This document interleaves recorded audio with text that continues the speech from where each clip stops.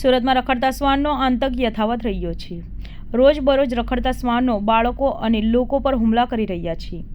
ત્યારે આજે 2 બાળકો પર રખડતા શ્વાનોએ હુમલો કર્યો હતો।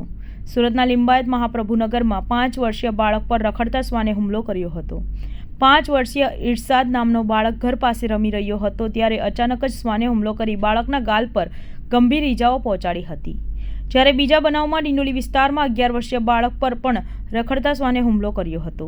11 વર્ષીય વ્રજ ઘર પાસે રમતો હતો ત્યારે અચાનક જ બાળક પર શ્વાને હુમલો કરી દીધો હતો।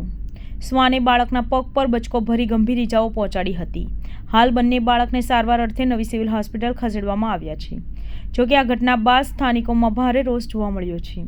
લોકો સવાલ કરી રહ્યા છે કે સુરત મહાનગરપાલિકા શ્વાનોના રસીકરણ અને ખસીકરણની વાતો ખૂબ જ મોટેથી કરી રહી છે, પરંતુ પરિણામ દેખાતું નથી। રોજબરોજ શ્વાનોના હુમલાથી લોકોમાં ડરનો માહોલ જોવા મળે છે।